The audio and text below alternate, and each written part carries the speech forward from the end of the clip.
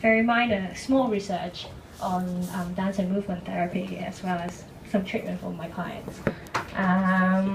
What else do I do? I basically need to run around all the time, and I have to go out to the hospital to visit a client because she had been admitted to hospital for a few months. So I will be going soon, and yeah, that's all. Oh no, I do some training for staff as well. Who makes the referrals to you? Basically social workers or some center head, and they write me referral forms, and I take in all the referrals most of the time. Yeah. When you were talking about the different types of therapy, do any of the universities in Hong Kong do music program therapy? Not the registered ones. So for music therapy, I think one of our service unit, they invite a music therapist to do some music therapy for some clients as well. And this time, the dance and movement one is not hosted by me, but I invited a dance and movement registered therapist to do it. And in the United States, music therapy is evidence-based for those with autism. Is it evidence-based here, or is it emerging?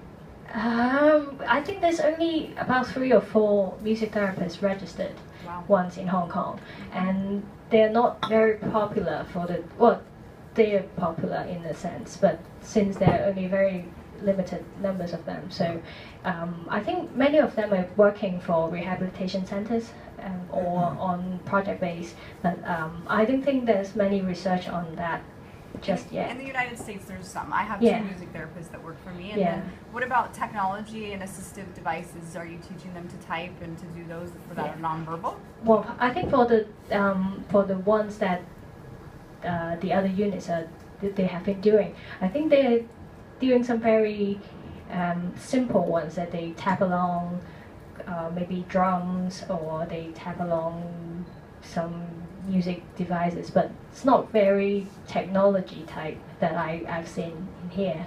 But I'm not too sure whether other music therapists are using like more high-tech things in Hong Kong. Yeah.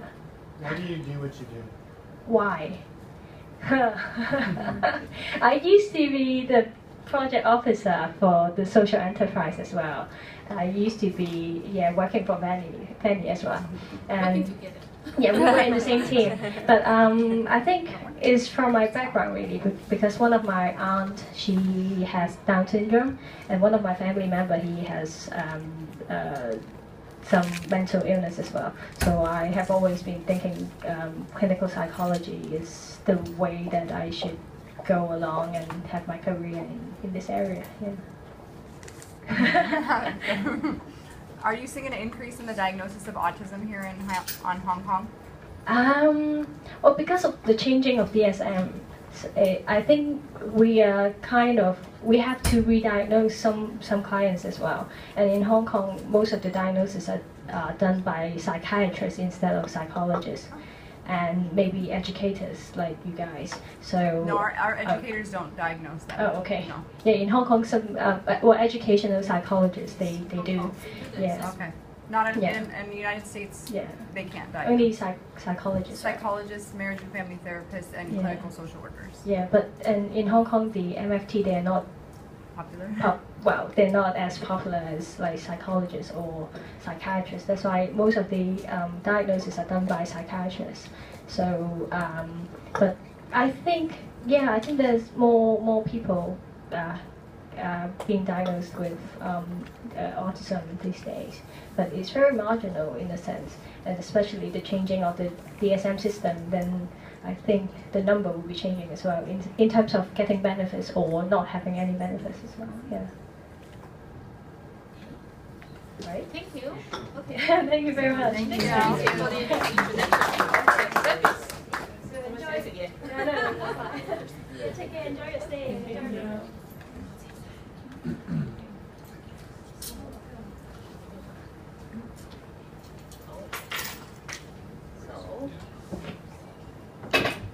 It's my turn. Let me introduce myself first. Did I introduce? I'm Fanny. I'm the assistant superintendent in this complex. So I've been working in this complex since 1997. So almost 20 years. My main job duties, I'm mainly responsible for the vocational rehabilitation services in our agency, that is the Donghwa Group of Hospitals. For this complex, I give you this brochure. This is our brochure for this Jockey Club Rehabilitation Complex. This one was built in 1997. By that time, it was claimed to be the largest rehabilitation complex in Asia. But of course, by this time we will not say that. But in Hong Kong, still is the largest. What does it mean by largest? Is we serve the population, the clientele in this complex, as Tracy told, is more than 2,000. Service user in this complex, and around 1,200 they are resided here. They live here, and the other are day user, what we call the day service user. And also we have 1,100 staff who working in this complex to serve our user. So what services we provide? You can see at the back, we have the service is for the we have the care and attention home for a person with disabilities, and the disabilities include those physically handicapped, and also the people mixed with mentally and physically handicapped, and also that we have hostel for people with mentally handicapped, for the severe people, severe mentally handicapped, and also for the moderate grade mentally handicapped person. And also we just visit is what we call the vocational rehab services.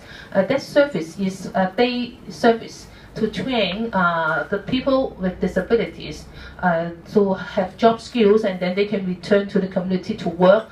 They can work in the community, or they can work in the social enterprises. So we have a hydro pool here. In fact, there is a hydro pool in Hong Kong. Maybe just in Hong Kong, we got 1 or 2 complexes who got a hydro pool, because running a hydro pool is quite expensive. Hydro pool is best for those physically handicapped, and also for those elderly persons for their rehabilitation. For today, I mainly focus to share with you about the social enterprises, not the other residential services.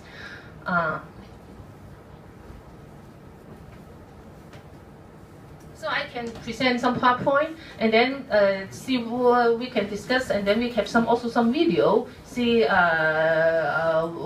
what you want to learn more about the social enterprises. And if we have time, we can also introduce you about the Hong Kong GCSE, because this time you haven't been there, right? No, in our And then we have a new program. What we call is the certification program. That is an endorsement program for SE.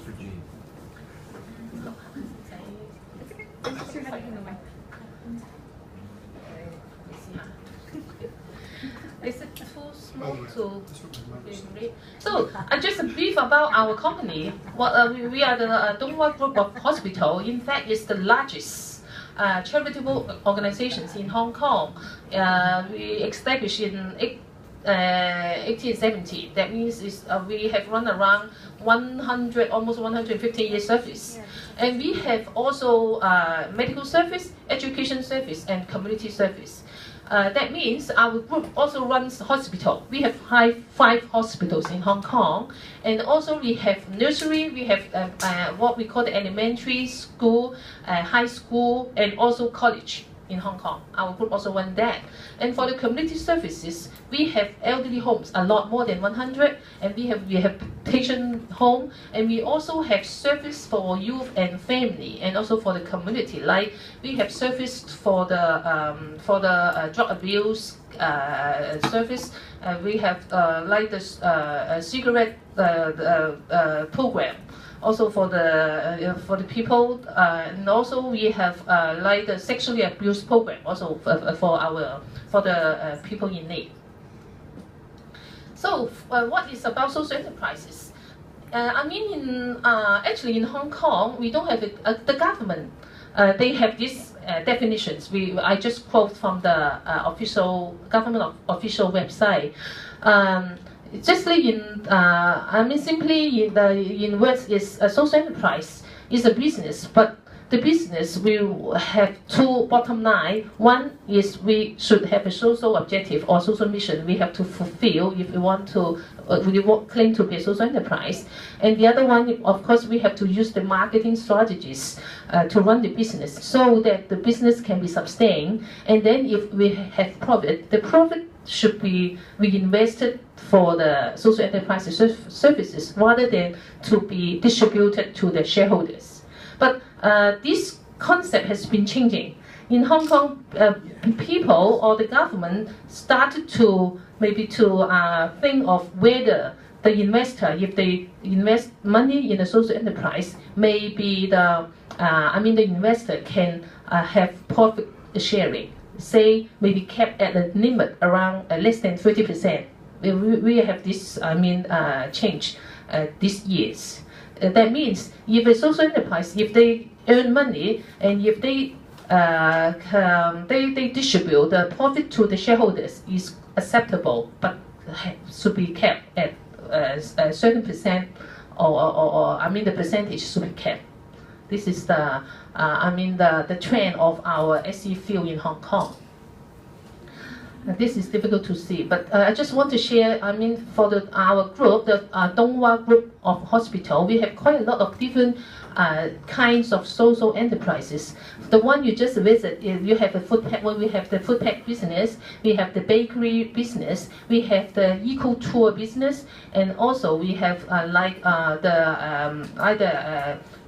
what we call the escort service for the elderly to the hospital, and also we have opened the dessert shop, and also cleansing service. Quite different variety of social enterprise are run by our group.